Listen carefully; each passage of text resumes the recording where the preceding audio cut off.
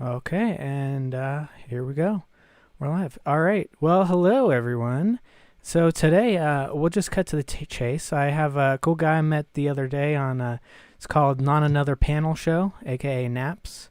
And then, he's basically got some things to say about a cult he was in, so we'll explore that. And Jake, so since you're the star of the show today, why don't you give a little introduction of yourself and kind of a basic summary of the religious group?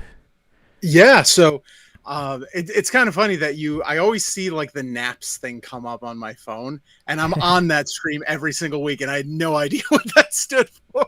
Oh yeah, So that's a quick little funny aside. yeah. Learn But something yeah, every no, day. I'm I'm Jake, insurance guy by day, stand-up comedian by night. Um, and yeah, like you said, I grew up it was an evangelical cult.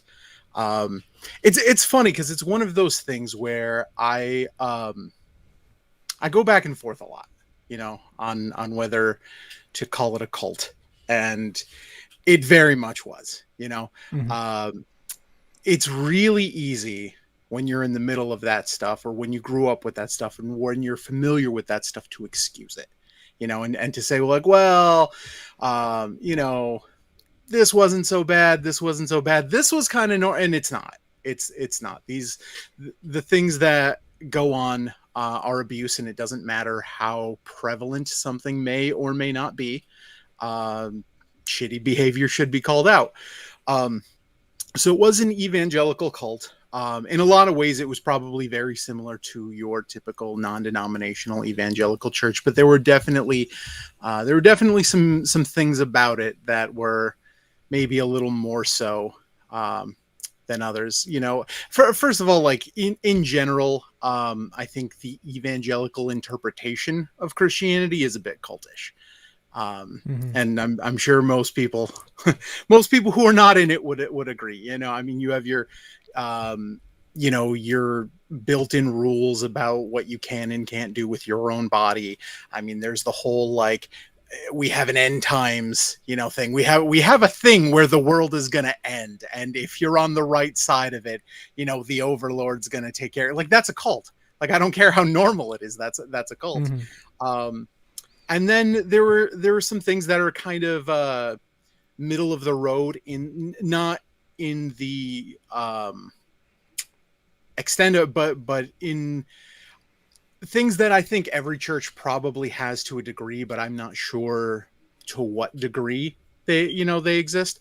Some of the, like, the more manipulative things. One of the big one of the big things I was actually recently just thinking of, and it's so weird being out of it now, and I've been out of it for about 15 years, but like, you never really just sit down and think of this stuff all at once. It just, like, over time, things start to come to your head, and you're just like, that's really Hmm. not normal, or that's not healthy. There was a lot of, like, teachings and preachings about, like, forgiveness, but forgiveness was it was all gaslighting. It was all Yeah. about, like, why it's okay for someone to treat you like absolute shit, and why it's your Selective right. forgiveness. Yeah. Right. I will. Yeah. Yeah. It's like, it's okay for someone to do this, and this to you, but, like, when you don't get over it right away, or where you don't want to have a relationship with them afterwards, why it's your fault. Hmm. That's a big. And I mean, my parents are still very much in that world. They're not in that church anymore. They're in another one. That's probably not a. It's probably a little bit better, but not a whole lot. But they kind of do that stuff too, where, like, they'll just, they'll do something completely wrong, and when you're like, I don't want to be around you, it's my fault. Like, how, oh, you're bitter. Like, okay. Um, and then on the far end of it, very specific to that church, it was very much centered around the family who ran it. Mm. That wasn't always the case. I had been there since I was about 3 years old. I left when I was about 20, maybe 21. Um, and there was a church split really early on, and half the people just kind of picked up and and moved on. And once that happened, there became a lot of trust issues with kind of the leadership in the church, and they started relying on like their family a little bit more, to the point where like it became very nepotistic, and Hmm. like the family was definitely put on a pedestal. Another thing is they were extremely controlling. um, and it's funny because they would complain a lot about how people called them controlling, but they never stopped to think like, well, maybe a little bit. Yeah, of course uh, not. you know, if you wanted to, um, if you wanted to get married, for example, and you wanted the pastor to marry you, which you wanted the pastor to marry you because you weren't gonna, it wasn't going to be looked favorably upon. You would have to go through meetings with him, and you would have to go through counseling with him, and he would decide whether or not like the two of you belong together. Hmm. Right. I remember when I hit college age, and a lot of my friends who, I didn't go to college. I wasn't big on it. Wasn't my thing. I didn't value education as much. I wanted just get in the working world. But all my friends who went to college, they literally had meetings, with the pastor and his wife, and they were told what colleges they could go to, which ones they couldn't. People would go to them and ask them about moving. They would ask them about like what jobs to go to. So it was very manipulative, and it was very controlling on like, yeah, like your daily life Hmm. type of level. What about financially? I mean, typically the same as any church. Hmm. You have to give 10% of your income because of this Bible verse that we're taking completely out of context about sharing crops and sheep, and that means you have to give Hmm. us 10% of your money. And if you wanted to be in any sort of like leadership positions, like they had a thing where like you filled out your information whenever you gave, whether it was cash, card, like they had you write in your info in an envelope, and they kept track of who gave what every week. So if like you wanted anything, or if you wanted to talk to them, you needed a favor, they would actually pull up like, all right, how much money have you given this past year? And that would be a determining factor in things. One one of one of the things that kind of put a nail in the coffin for me as far as um, being there is they took up an offering one week for a needy family, which I had it a little rough growing up. Like my parents weren't the best with money. They had a lot of hardships, and like we were poor. I think I actually counted it one day because I was talking to somebody about it. But in between kindergarten and 12th grade, I went to about 10 different schools. Mm. You know. Because we were constantly moving, we were constantly uprooting. We couldn't, my parents couldn't afford to keep us, you know, the same place all the time. We just kept downsizing. And so when they were like, oh yeah, this needy family, I didn't have a lot of money, but I made sure to put money in that basket because I knew how much it sucks, to need for things. And then I found out this needy family was one of the leadership families who got a brand new in-ground saltwater pool, and they didn't set aside enough money for it. So Yeah. the offering for a needy family was to help them finish their in-ground saltwater pool. Hmm. And So and of course, you would probably have a little extra money floating around if it weren't for all the donations to the church, just too. right. So so was there any like super bizarre beliefs, or was it more just a typical hardcore fundamentalism that was just really controlling? It was there. It's kind of weird because like when you say, are there any hardcore beliefs? I mean, it is like it's filled with hardcore beliefs, but it's Hmm.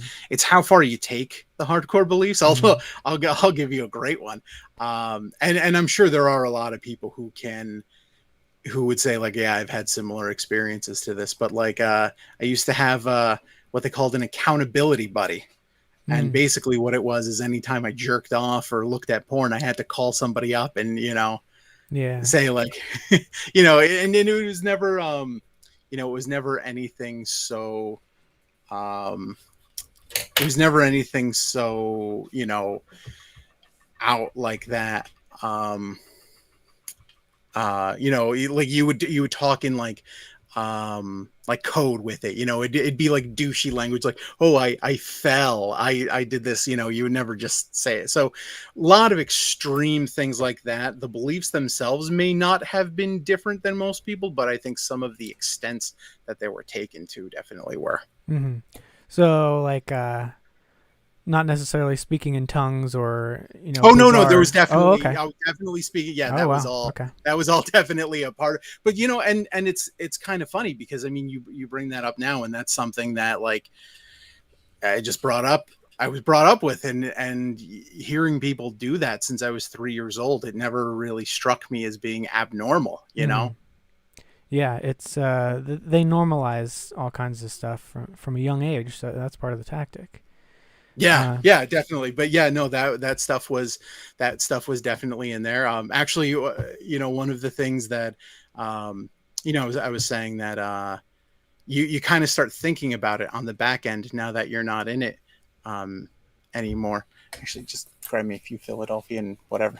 Sorry, sorry, my wife came down but I mean that's a good segue. One of the things that I legitimately believed was I'd never thought I would live long enough to be married and have kids because we believed in the end times, we believed in the Antichrist, and I thought the world was going to be done by the time I was 20 years old. Like I so thought the world was going to be over. yeah, it's always around the uh, corner. right, it's always immediately, it's always right there. um yeah, no, so a lot of hardcore beliefs like that. They actually they so I mean, another thing that you so ingrained but it's not normal is that the concept of prophets. Mm-hmm. They're, I mean, looking back at them, it's a bunch of just television psychics. There's a bunch of Miss Cleos who just kind of come in, read the room, and say things. But like they would bring in these people who would come and speak to us and be like, God is telling, God is saying this to you. This is what God, wants to tell you. This is the plans God has for your life. And, they're always off the wall. They told, one kid that, God was going to use him as a missionary and he was going to travel all over the world and he was going to, reach all these people for Christ. And then, I mean, within 5 years, he was dead. He never went anywhere, you know. Yeah, and A lot of, they would actually brand themselves as prophets. oh yeah, yeah, Okay. absolutely, yeah. Yeah, that's They would. pretty far into it. What was the what was the name of the church or It's the most generic name. It's called Victory Church. okay. And where was that if you don't Yeah, yeah. mind? It's in Connecticut. Okay. All right. It's I can send you some stuff Yeah. on it. I'll send you their website All right. afterward. Yeah. But yeah, no, they were definitely in there. It's actually funny because I just wrote a stand-up joke about this, about how kind of growing up in that world versus not growing up in that world. Like, I have a 3-year-old now, and when my 3-year-old comes to me and says like, "Hey, there's a monster in my closet," we go into his room, turn on the light, we show him nothing's there. Mm-hmm. When I was 3 years old and I was like, "Hey, I'm hearing things. There's a monster in my closet." The response I got was, "Oh yeah, that's definitely happening. It's real. It's an evil and malevolent spirit who wants to hurt you." And it's the Yeah, joke that's is like, go ahead. yeah, the joke is like, I was 3 years old and my parents are like, "Well, if you see anything, if this happens, you tell it in the name of Jesus, go away." And I'm like, "What? This is on me to fix? Like, I'm 3. Like, you don't even let me drink out of the normal cups because I'm gonna spill it, but I'm the family demonologist now." Yeah. Expecting 3-year-olds to perform exorcisms.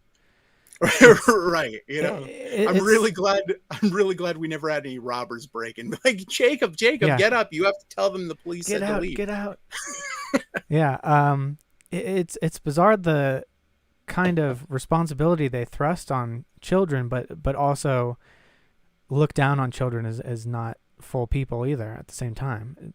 Yeah. A lot of contradictions, but I mean, there's a lot of contradictions in it's it's kind of funny because I'm definitely like, I'm out of that. I'm not going to any church. I would never set foot in a church again, but I don't even necessarily think I would call myself an atheist Mm-hmm. either. Like I think I would still call myself a Christian only because like I have to say I know more about the Bible. I know more about scripture. I know more of it now than I ever did when I was like encouraged to, and it Mm-hmm. wasn't an option. It was mandatory. Like you had to read all the time. And even back then I was one of the more knowledgeable people on the faith. And it's just like it's so weird, just the connections, you know, that are like, using Jesus as an example. Like, I'm convinced at this point that Jesus is just kind of like an inconvenience to today's Christian church, Mm-hmm. because like you read, and it's all this stuff about helping the poor. It's all this stuff about loving the people around you. And like they want to turn him into like this weird warlord, Mm-hmm. like they don't want a guy who like loves the poor, and like everything is about, like, there's a lot of war imagery in churches like this. And Yeah. like I was, like, I grew up with it. I was at 3 years old singing songs called "I'm in the Lord's Army." Mm-hmm. It's a very Same. like militaristic thinking, and like the head of the religion is a dude who says like, hey, if someone beats you, turn the other cheek. It's this weird, like, let's ignore everything he said, and let's like, the only reason I have any belief anymore is because it's so antithetical to what the church is, what it teaches. It's just like this stands out like a sore thumb. Yeah, it's and like cladding yourself in the armor of God, and it's Yes, all about yes. it's a mentality of being at war with the rest of the world. It's It definitely is. And it's kind of funny because like a lot of that is reading, kind of like an Old Testament mm-hmm. type of mindset, which it's weird because one of the things I never really knew, or picked up on is like, if you are reading the scripture, like, you cannot read the Old Testament as like a literal account of anything. It's nationalistic propaganda. Mm-hmm. It was the Conquerors. Israelites. Right. Yeah. Like it. I mean, I'm sure, you know, with your channel, with the things you do, I'm sure you can pull up the scriptures where, it's God telling the Israelites to completely ransack, this Mm-hmm. town, burn it to the ground, murder the men, murder the women, murder the male children, Mm-hmm. and keep the female children basically to have sex with them, Yeah. and the only way you can paint yourselves as the good guy in it is if it's national propaganda. it's And it's God's on your it's side too, right. It's God's so it's on, yeah, okay. God's on our side. Like, that's the like, you cannot read that objectively and think like this is a good and loving God. Like, no, you Mm-hmm. can't. um Yeah. and I think there's a big desire in the evangelical church to, one, have that sort of faith, where, and two, to be scripturally relevant. um, One of the biggest things that kind of started getting me out of that world, um, was, the book of Revelations in the Bible. Most of them believe is like future set.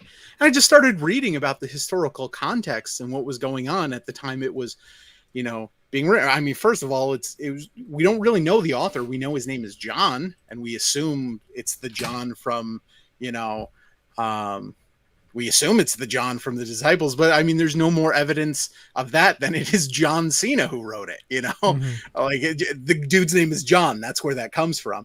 Um, and the entire thing about it, it's like it was written as basically coded political messages relevant to the time, and it has a lot more to do with like the 70 AD destruction of Jerusalem than it does any like future set.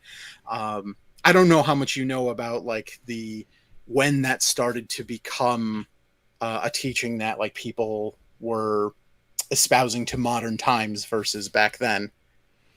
What espousing what exactly? So the starting to teach and preach, like the book of Revelation as a future set Yeah. type of thing, rather than that was a teaching that was Yeah.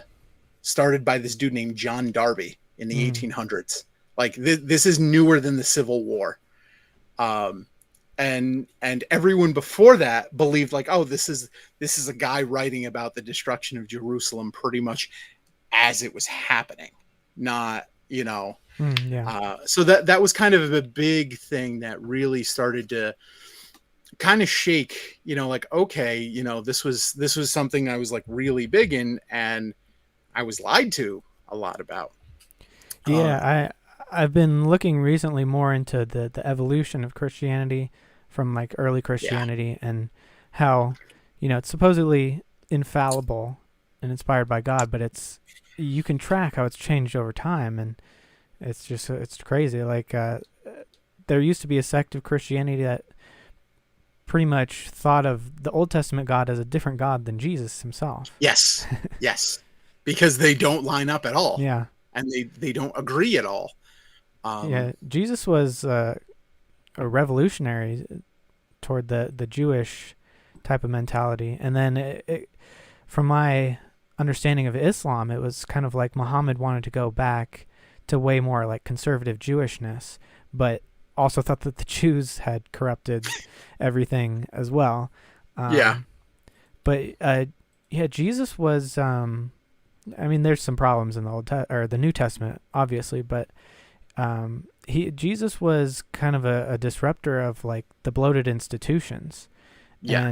And like I was reminded of something you said earlier. It was like a lot of these churches and stuff, they're all about they're an institution, and they want everyone to come and pray together, but Jesus told us to pray in private, and it shouldn't be about some preacher telling you what to believe. You should have like a private relationship with this God, yeah. It gets really tricky too once like they were the Judaic religion didn't even start off as a monotheistic religion. Mm-hmm. Yeah. They didn't even believe in one God, and like it's still in there, Yeah. There's still references to the Elohim, as the sons of El. There's still and they've some of that has definitely been filtered out, especially now that we have all these different variations and like versions of the Bible, especially the ones that don't give you a word for word translation, the ones that give you a thought for thought translation. It's it's kind of crazy because there's I think it's in Second Kings, there's a story about the Israelites going to war with Moab, and in the chapter, the king of Moab sacrifices his son to the god Shamash. Mm-hmm. And if you're, reading it in like the word for word translations, it says that a divine wrath came upon the Moabs and they beat back the Israelites, and like they're very much painting as a god other than Yahweh being real. There's a verse in Deuteronomy. I don't have it off the top of my head right now, but there's a verse in Deuteronomy where it talks about how, El Elyon, who was kind of the sky father, he was the Zeus, he was the Odin of that, like how he split the peoples of the earth among the gods, and Israel was Yahweh's portion. This is stuff Mm-hmm. that's all in the Bible still. Yeah, just God of Israel. Right, exactly. It's it's that's why like biblical forensics kind of is super interesting, just to see how all the little clues that were left in there. And it's kind of funny, like you mentioned, like how much of a disruptor Jesus was, and you're absolutely right. It's why they didn't accept him as a Messiah, because the Messiah was supposed to be their warlord. He was supposed to be the guy who was going to come to the earth as a God in the flesh and lead the armies of Israel to conquer the world. He wasn't supposed to be a guy who dies and opens the doors up to everybody. That's the antithesis. They didn't want doors open to everybody. They wanted to rule the world. And it's kind of funny because there's a passage where like Jesus is teaching in the temple and he starts quoting, the book of Isaiah where it talks about the coming Messiah. And he specifically cuts it short and stops mid-sentence and stops right before the book starts talking about the Messiah as a warlord, because he was completely opposed to that violence. Like it's funny because like even within the realms of Christianity and Judaism, Jesus is not the Messiah that is described in the Old Testament. Not to say that like that one is still coming or anything like that. I don't think that at all. But like I like it's just kind of like man created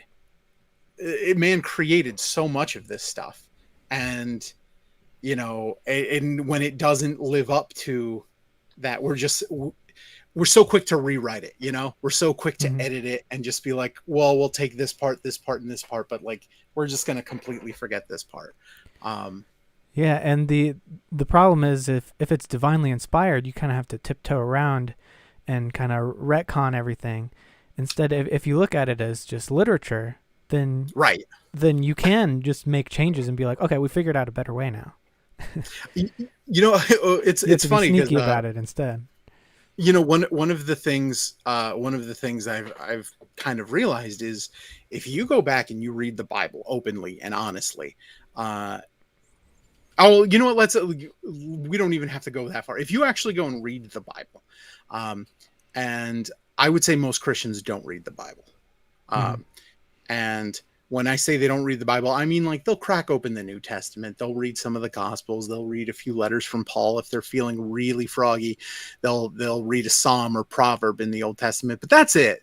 They read kind of like pre-approved things. And it's kind of funny because when I was going into the church, the pastor there would often talk about, and he would preach from the pulpit about how dangerous it is to read on your own and to not be in a church because you need someone to interpret that for you. And he was basically saying like, there's going to be questions that, are going to make you think like this is inconsistent and you need me to assuage that for you and tell you how to think, is exactly what he was saying. But I've come to the conclusion that if you actually go back and read the Bible, there's one of three reactions to it. Is one, you realize this is all bullshit and you become an atheist. Number two is you just blindly excuse and try to pour it within the context of what you already believe, which is probably the most prominent thing that happens. Or third, and I think this is, where I am, you realize you can still believe some of it, but you have to take this as all being man-made. And you have to be really discerning and you really have to pick and choose. And that's such the antithesis of what people say that you should be doing, like what churches say you should be doing. But it's just like, I have to believe it's man-made. I couldn't live with myself as a Christian if I didn't believe that, like, if I believed for a second that, God actually told a group of people to go slaughter the men and the women, the goats, slaughter the babies, in a thing and just keep the young women for you to rape on demand. I'd want nothing to do with that God. Yeah. Right.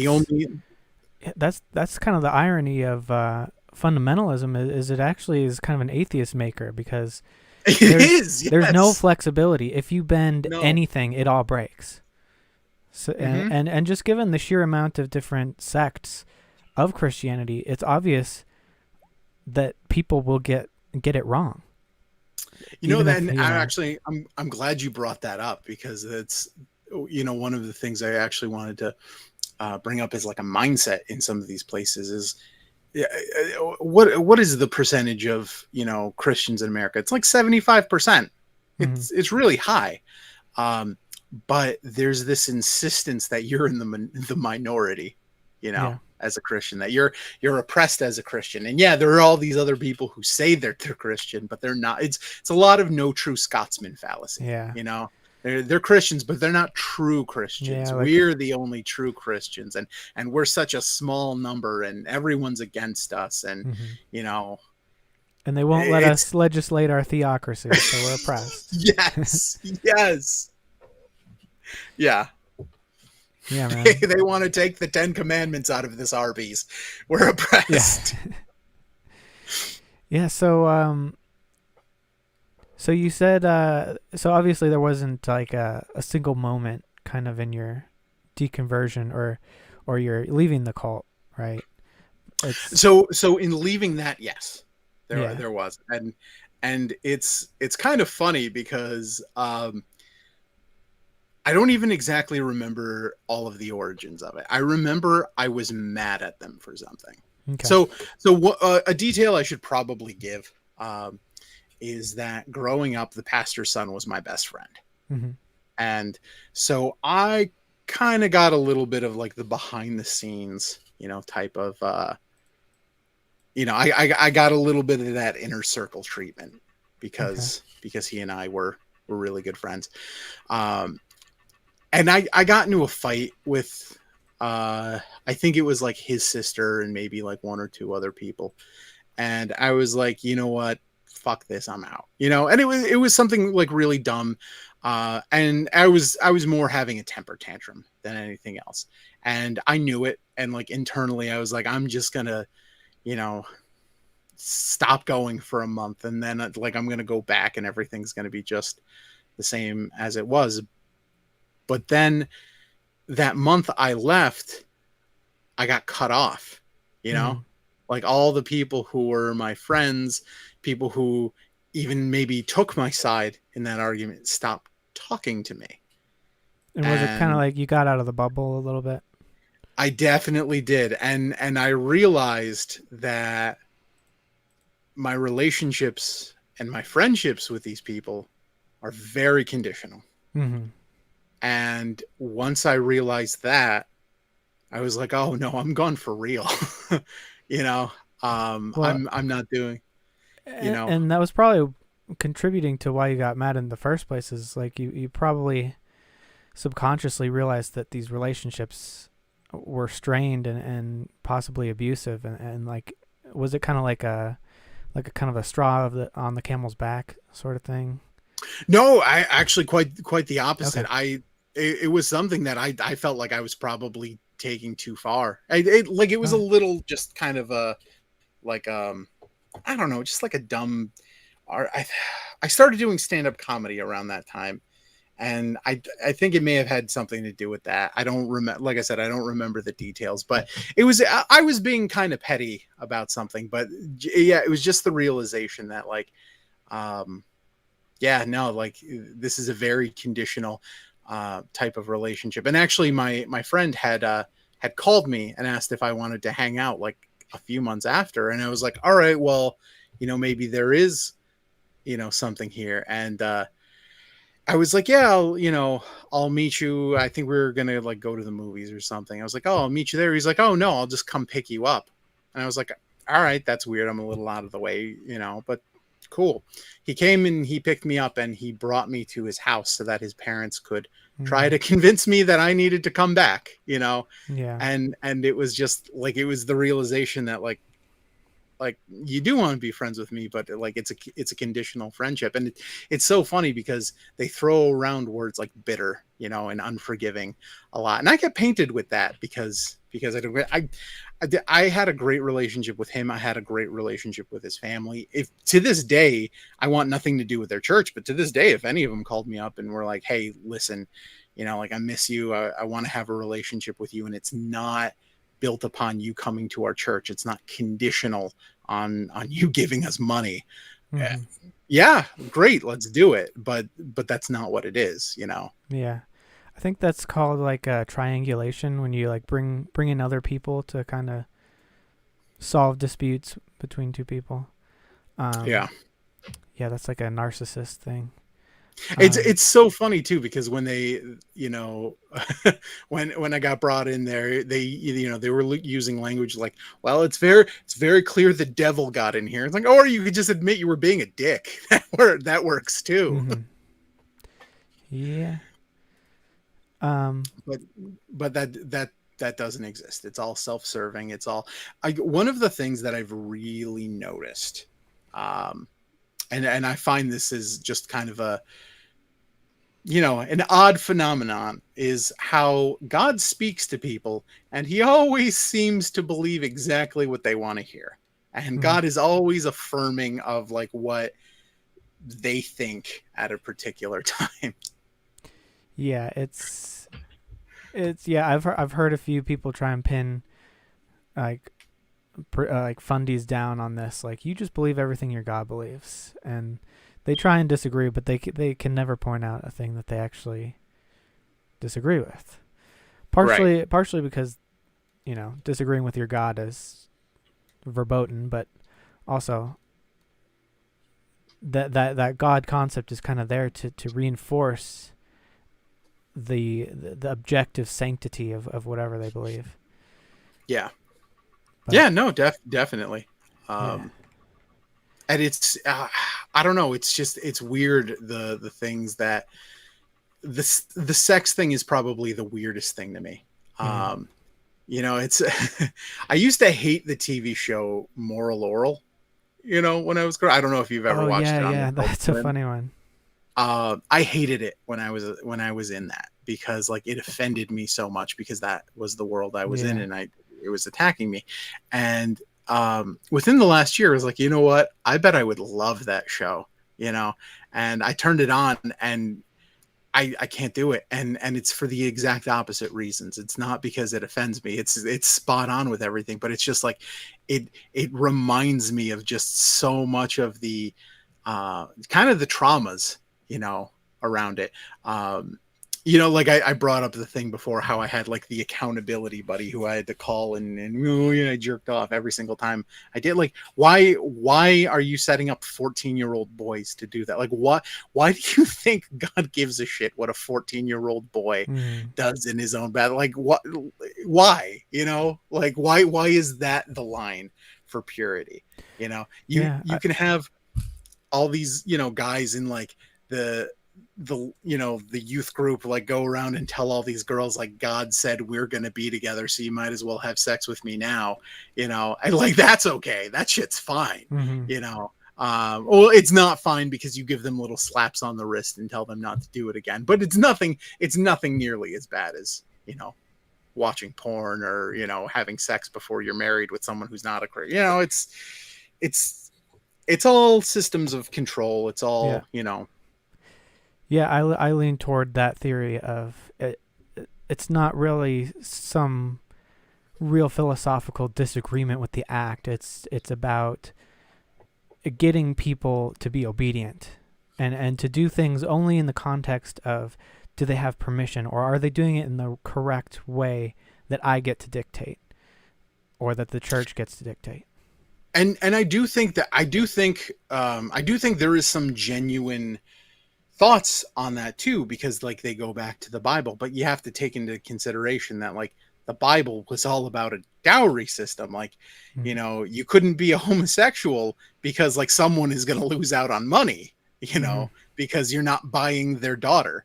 And I think it's funny because I'll get into like debates with people, and they'll be like, I believe in a biblical marriage. Do you really believe in a biblical marriage? Like, Yeah. what did you get for selling your 12-year-old daughter to a 76-year-old man? Because Mm. that's what biblical marriage is. Yeah, it's funny how the rules are like incomprehensible if they're taken literally today. It's all in the context of these ancient civilizations. Like, if you were a guy back then and you got caught raping a young girl, the punishment was you had to marry her. Mm-hmm. You had to give her father, you know, a fair price for her, and you had to marry her. That's a you break it, you bought it policy. Yep. Like, I think the closest thing we have to biblical marriage is the process of buying a house. Like that's probably the closest thing we have to it. You go Yeah. in, you find something you like, you put an offer on it. It doesn't matter how the object feels about you, as Yep. long as the person who owns the object accepts your price, it's yours. Yeah. Like love-based marriage was not even an Very new. idea in their heads. um. Yeah. So it sounds like a lot of control. Yeah, Was definitely. the Bible used to control like pretty much every aspect of your life? Oh yeah, absolutely. Okay. Absolutely. And it sucks to say it. My parents went a little further, Hmm. than that too. I remember, you know, like once they actually became Christians, everything was off the table. Everything that I liked doing beforehand. Um, I remember as soon as they became Christians, Santa Claus didn't exist anymore. You're not Hmm. allowed to play with Ninja Turtles. You need to stop watching wrestling. Like everything that I liked was taken off the table, and it was replaced with all the noises in your rooms are demons, and you need to fight those off. That's on you. I honestly, I don't think I got a good night of sleep until I was about 30 years old. So they would allow some TV and Yeah, like they music. would allow some TV, no Okay. music. Well, not only Christian music. So Okay. I Yeah. wasn't allowed to watch MTV. I wasn't allowed to watch, Hmm. um, anything like that. We didn't have cable, but that was probably more due to being poor, Okay. than it Yeah. was anything else. Um, but yeah, no, I wasn't allowed to listen to music at all. No secular music. Um, TV, we only had a few basic channels, so it was whatever my parents wanted to watch. Like, the only thing I would want to watch that was on regularly was like The Simpsons. The Simpsons was a big no. Um, Hmm. they drew weird lines sometimes. I remember watching Rugrats one time at my grandparents' house, and my mom like freaking out and telling me I couldn't watch it anymore because they made a joke about like a normal Norman Rockwell painting, and Norman Rockwell is a Christian, therefore they're attacking Christianity. Like these weird like leaps in logic. But yeah, a lot of things got taken away. That I had three younger sisters, and then once they got to their teenage years, I think it was a lot harder to kind of corral that as much. Hmm. So things definitely loosened up in my teenage years, but they were super strict. Not really allowed to watch or do much of anything. Yeah. It's almost like it's the institution, the philosophy is very fragile. So you can't have any outside influences Right. because it can't really stand on its own. Right. Exactly. And it definitely needs to be at least to that degree. Hmm. If you're going to push to that degree and that extreme, yeah, you definitely have to avoid, Yeah. some of the outside sources because they're they're corrupting. Yeah. Which is the irony is the more you try and control something, the more easily it can break away. Yeah, no, it definitely. Actually, so here's kind of a funny one that I was gonna bring up before.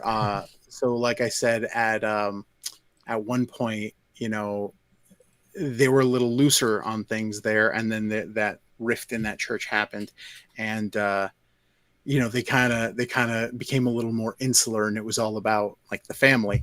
There was one guy who he ended up becoming like a pastor, who wasn't in the family originally. He ended up marrying the pastor's wife's sister. And I remember, I don't know, to this day, I remember hearing this, like, I can't believe he said this from the pulpit, but he was actually talking about when the pastor was talking about when he was setting up this guy who he made an associate pastor with his sister-in-law, and how the guy didn't want to date her, and he tried to get away, and he had to like chase after him and talk him into doing it, Oh so yeah. like, and then once they got married, like he then got a like kind of a position of power in the church, and that stuck with me. It's like, wait, because when they got married, it was just like they were complete opposites. You know, she was a bigger girl, he was a fit guy, which doesn't mean anything, but like he was a, you know, he was like a really quiet, introverted kind of guy. She's like the, you know, huge extrovert. Like they didn't look like they belonged together at all. Mm-hmm. And I'm sure, you know, over time, you know, he got over his trepidations and whatever. They had a bunch of kids and they seem like they're happy together, but it's just like, you know, it seems like that was a prerequisite, and Yeah. none of that was going to happen without, you know. Yeah, it's almost like royal marriages of convenience, like for power. Right. And And that's how it felt. Yeah. yeah, and Um, the like the community will have more say on your affairs than you do. so my friend who was you know, who the pastor's kid, that happened with him. He, when we were teenagers, he started dating this girl, and she was not you know, the ideal, right? She was not who everyone kind of saw, you know, for him, and everybody, you know, was against it.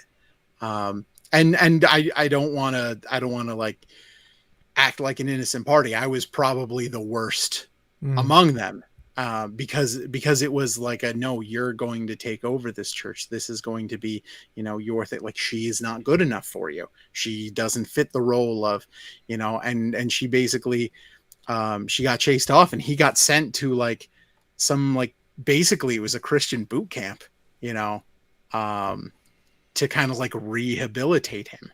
And then he came back and he, you know, he married someone who was a little more acceptable in in the position. But yeah, that's it. That's exactly like the community decided, you know, that the person he actually had feelings for wasn't good enough for him. So Mm-hmm. he couldn't, you know, I feel bad for him because he's just like, I mean, I'm sure he loves his wife now, you know, and I'm sure that's all in the past. But like the fact that like he had these feelings for someone and was like, no, they're not good enough for you, you know. Mm-hmm.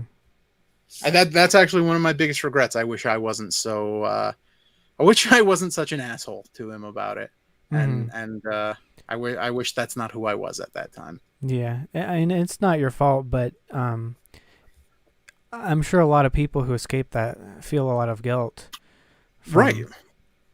from the damage that was done to them and what it made them do and be part of.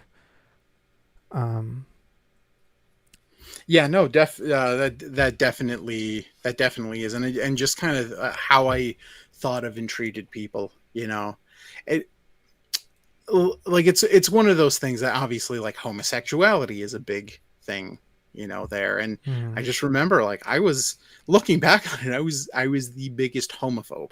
You know, I didn't think so at the time, and I had, well, you know, you love the people, but you you love the sin, hate the sinner. I love the person, but I hate everything inside of them that makes them tick Mm-hmm. and defines who they are. Yeah. um you know, actually that was one of the things that started to kind of shake it. Is like, you know, the whole like, do we really have to be like this big of a dick to gay people? And that was one of the things that I kind of started to break away from a little bit. And, you know, I mean, not to get too like political, but like, you know, in the last presidential primaries, you know, when like you know, everyone started shitting on like Tulsi Gabbard because, you know, they found out back in, you know, her youth, she worked for, you know, like some anti-gay, you know, organization. Mm-hmm. Um, and it's just like, I have to believe that that doesn't, yeah, I have to believe you can change from that. You know, I Mm-hmm. have to believe that who you are then isn't who you are now, because that's very much me. Because when I was 16 years old, if you offered me an internship to work where, I would have done it in an instant. I would have done it happily. I would have done it for free because I thought I was doing good work. You know, nowadays, no, you know, that is the antithesis of what I believe. And I hate how much I hated gay people back Mm-hmm. then, you know. Um, But you came and out of I, it, so yeah, yeah, right. you had the sense of mind. Yeah, she has said it too, like that was all the influence of her parents and Right. how she was raised, and she changed.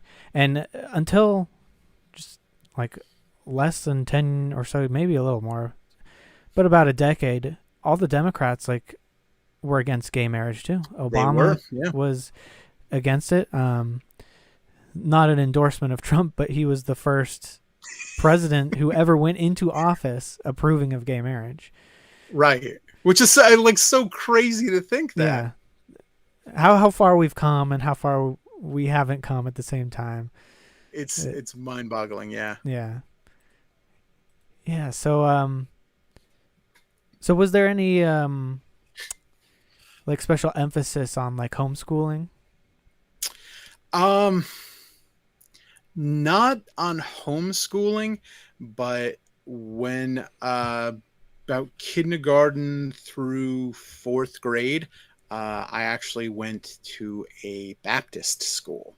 Hmm. I mean, it might as well have been homeschool, because science class was the book of Genesis, and Oh yeah. yeah, it was one of those types of things. It was a step up from homeschool, and honestly, the only reason my parents pulled me out of it and put me into public schools is because we were poor.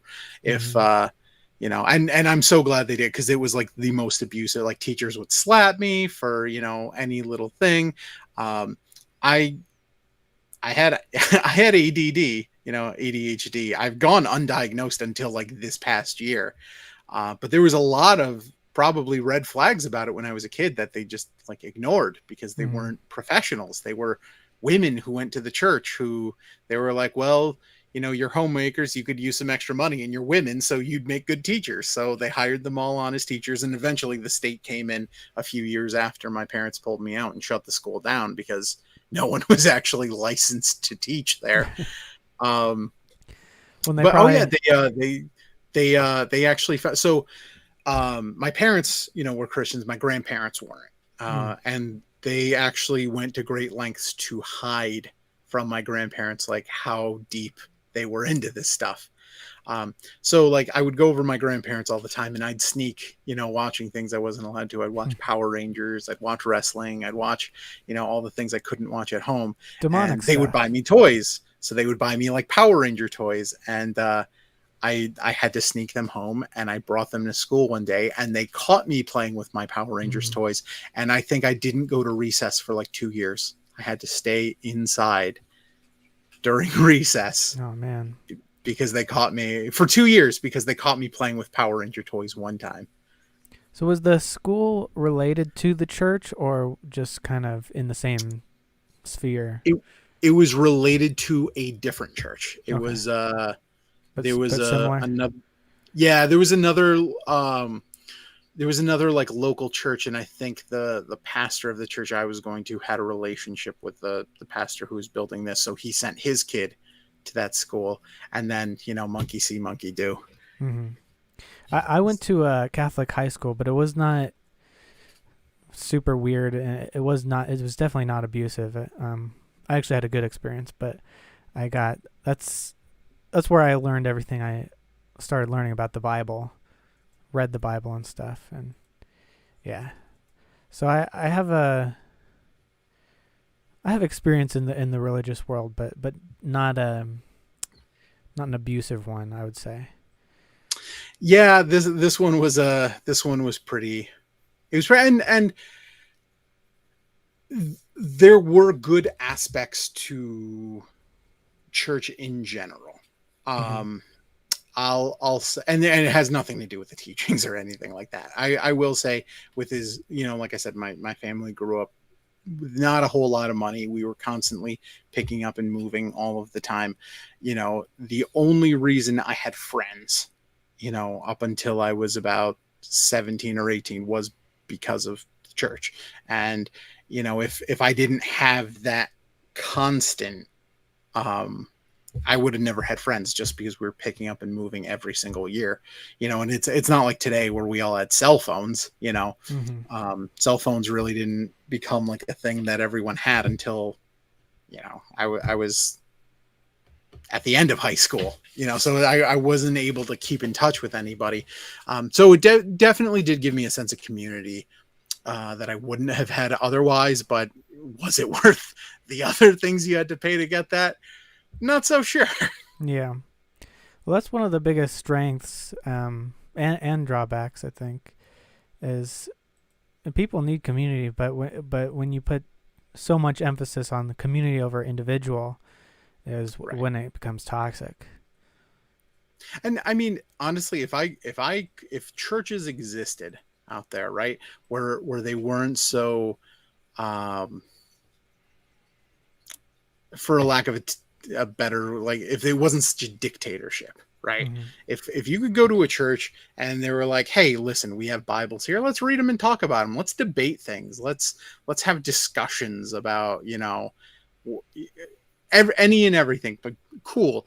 I'm not so much, I'm not so much big on like, hey, let's go sit in a room and listen to some guy who knows less than I do try to tell me how this works, what all this means. Mm-hmm. And I will say, like, at this point, like, I listen to preachers, I listen to pastors, and at this point, I think probably about 90% of them don't know as much as about this as I do, Mm-hmm. and they'll use like a scripture to support an argument. I'm like, you have no idea what you have no idea what that means, and you're using that completely inappropriately. Yeah. Yeah, there are definitely communities and churches out there that are, um, you know, more like what you're describing as ideal, and Not so much out here. yeah, it depends on where you are too. Right. I think they're pretty much the minority, and Yeah. then there's the kind of milk toast ones where it's not really authoritarian, but it's not too enlightening either. You just kind of go, um, but And I yeah. mean, honestly, there's as bad as like my church, there's definitely worse out there. Mm-hmm. Like there's I was living out in San Diego for a while, um, and I had found a church out there that I was going to for a little bit, and they started talking about this other church in California. I think it's in Northern California. It's called Bethel. That, ooh, that's a super cult. Um, I actually, so I was like teaching the youth group when I was out there, and like I'm friends with some of the kids, who I was teaching with, and one of them ended up going to, that church has a school, and like you'll go through like his pictures that they do, and there's like pictures of dudes like with swords like knighting him, on there. I'm like, this is really weird. Yeah, and that goes back to the warrior mentality too. Yeah, Yeah, whenever yeah, there yeah, becomes, exactly.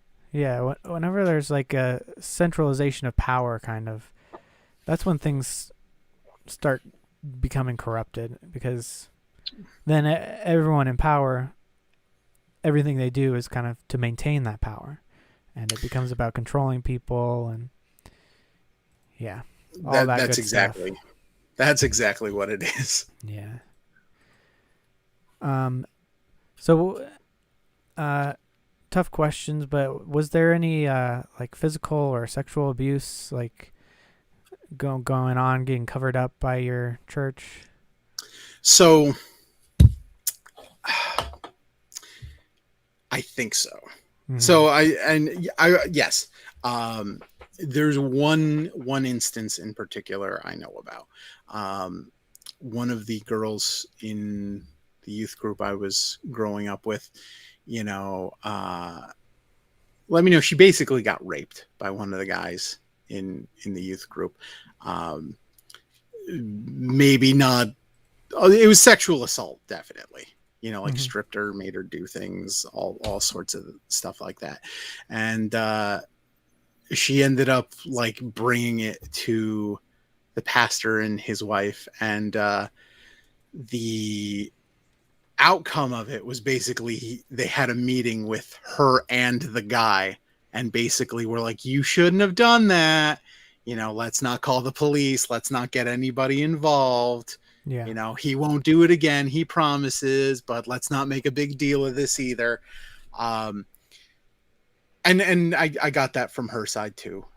You know, um, I I believe her. I 100% think that happened, but you know, that was the only that was the only side of it I heard, which typically, just kind of being in that circle, I would have typically heard more. Mm-hmm. But they were definitely keeping it quiet on the other end. Uh, I mean, that's the one I knew about. So I mean, if there was that one, I'm sure there was others, or there could have been others. Um, as far as like physically abusive stuff, I mean, kind of like even in my own home, like growing up, you know, like spankings were a big thing, but they weren't. My dad almost enjoyed it, Mm. you know, Sorry to like hear that. when I was I mean toddler. Yeah, my dad, he thought he was so cute. He had this big like this big plank he got out from like the woods or something, and he took a magic marker, like a Sharpie, and he wrote the Board of Education on it. Mm. And like I would get like bare ass spankings when I was a toddler with that. Like my earliest memories are like my mom picking splinters out of my ass, Oh you know. man. Um and you know, but like they it was hammered into him, like that's how you do it. That's how you, like, you are doing a disservice to your child if you're not doing stuff like that. But oh yeah, stuff like that, definitely stuff that by today's standards would absolutely get you pulled out of the house. Yeah, Mm-hmm. 100%. Back then, um not so much, you know. It was just like, well, it's a spanking, you know. Yeah. Yeah. What is the saying? Spare the Spare rod, the spoil the rod and child. spoil the child. Yeah. Yeah. Yeah. There's Yeah. One of the reasons I asked about homeschooling is a lot of the homeschooling industry will have like booklets or books, instruction manuals on like how to train your child and use fear tactics on your child from basically birth Yeah, oh to yeah. um like, do you know the Duggar family, that Yes. 19 and counting or whatever, like Yeah. they, I think it's called like the let me see, what is it, the Institute in Basic Life Principles. Like one of the things is blanket training your child is from when they can crawl, you will like smack them if they crawl off the blanket, just to kind of instill in them, if you do anything without our permission, or like if you come out of the bubble of this like physical confine, they train it, but it becomes like a philosophical confine. If you come out of that, then you're gonna get hurt, and it's like physiologically drilled into them from before they have any memories. You know, it's You know, it's kind of fun because I have kids myself now. They're mm, 10 and they're 3, and my 3-year old, he's you know, he's a typical 3-year old, but he's pretty, he goes beyond that sometimes. He's a little bit of a hardcore kid. mm-hmm, He's a great kid. I love him though. But like I've noticed that there are times where he's kind of going off, and like that's my initial reaction, is to try to scare him back in line, and then I have to catch myself and I realize, like, no, you know, that's something my dad would have done. And you know, like I'll stop, you know, I'll give him a hug, calm him down, and if I freaked him out a little bit. And it's just realizing, like, I there's a lot of internal stuff even today that I kind of have to like work out and exercise out a little bit. Um, you know, one of the big things I've noticed is, you know, when I get into debates with people, you know, like I have to win them over to my side, right? Because mm-hmm, that's so ingrained in you, you know, growing up in an evangelical church, is you have to go out and you have to witness to people, and you have to bring them to Christ, and they're going to burn in hell forever if you're wrong, or if they don't. So, you know, you have to have answers to absolutely every question. You have to have a retort to anything that anyone brings up. And whenever you walk away from an argument, you have to walk away with them realizing you're right, because their eternal soul is on the line. And you know, when you're completely out of that and you're finding that you're having that same, you know, mentality when you're talking about football with someone, like it's just, that's not healthy, and you have to just kind of undo it. um and like I said, I think I would still consider myself a Christian. My family doesn't consider me, and anyone I grew up with probably doesn't consider me to be a Christian.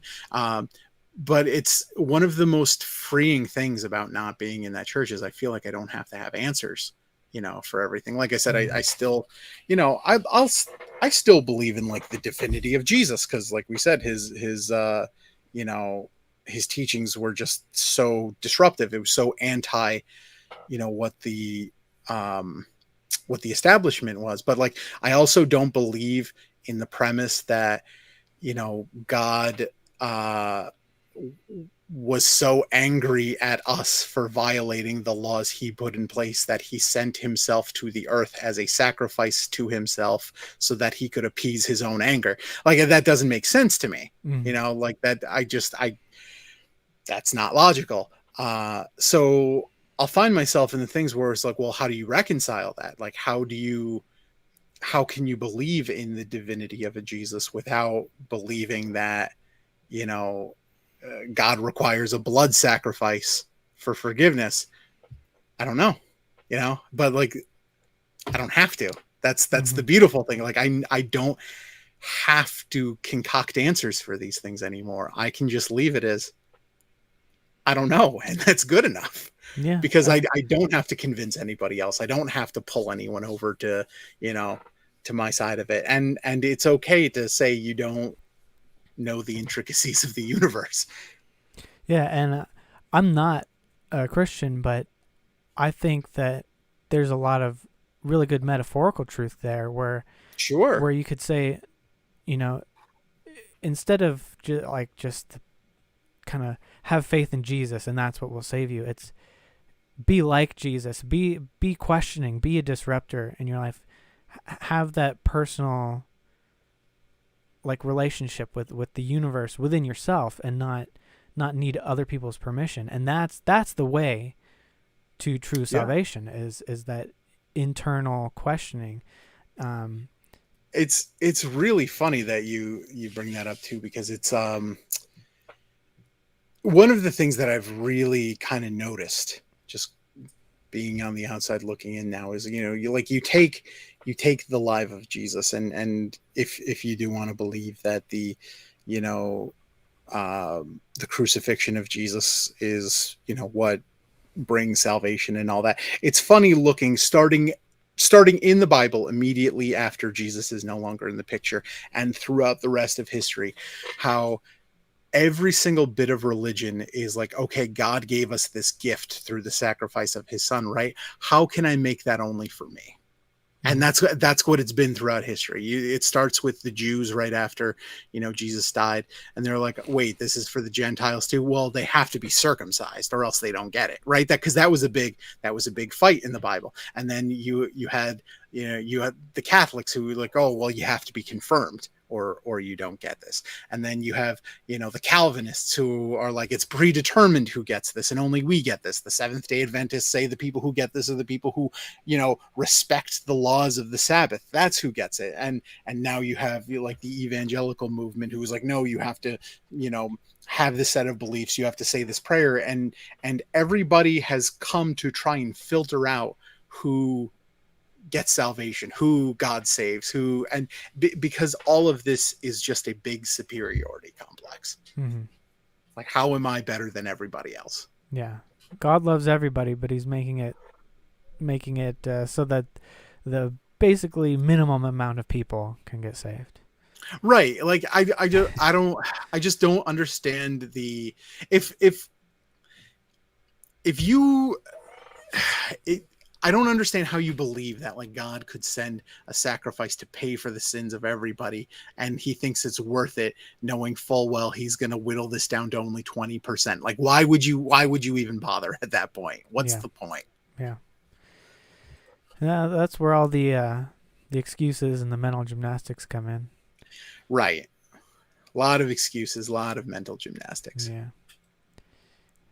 Yeah, man. Well, we've been going for about an hour. We could keep going, kind of analyze. Are you some of the cult tactics? Like, are you familiar with the bite model of a cult? No. Okay. Well, yeah. If you want to keep going, we can keep going. And Actually, I am probably going to have to get on the Not Another Panel show soon okay, because all it is right. Sunday night. But I definitely do want to hear that, and maybe a part two down the line. Yeah, yeah. Because the bite model is like a way. What is it? Let me see here. It's like behavioral Yeah, because control, information I'm control. all about this right now. Yeah, thought control, emotion control. So we could like go through like what aspects you went through and see if it like meets the actual clinical definition of a cult, which I think it does, because it sounds like there's a lot of control going on there. I would absolutely love to do that. Yeah, Awesome. let's earmark this for a part two because I definitely want to do that. Yeah, and Richard Madsen in the chat, he's an interesting guy. He's a Christian too. He would like to talk to you about his kind of interpretation of the Bible. Oh, definitely. Yeah, he has a very metaphorical interpretation, so it's kind of literal but not literal at the same time. So yeah, we could set that up too. Oh, 100%. Yes. Awesome. All right. Yeah. Well. Yeah. Everyone, check out the Not Another Panel show. Robert Shlomo Robots channel, right? Robot Shlomo. Yeah. Yeah. Rob Um. with two B's. He's the only one I know of who has Yeah. that. And do you have any of your stand up online? Actually, I've been doing stand up for about 15 years, and I actually just put up my first set. If you search Jake Bentley Elbow Room, you'll find it's about a 7-minute set that I put up there pretty Awesome. recently. I've been really like lazy with my stand up career. It's something that like I started doing because I love to do it. I Mhm. never had any like illusions of I'm going to be on Saturday Night Live with it. But it's been coming along. It's been coming along pretty well. Um, Awesome. Yeah, I've yeah. always loved stand up so much. So yeah, I'll check that out. I'll put that linked in the description and everything. And Oh, yeah. badass. All right. Is there anything else like a Twitter or anything you need to show? I mean, you follow me. I have Twitter. I'm not great at using it. It's at Rampage Bentley. Pretty much all social media is that tag. All Uh, right.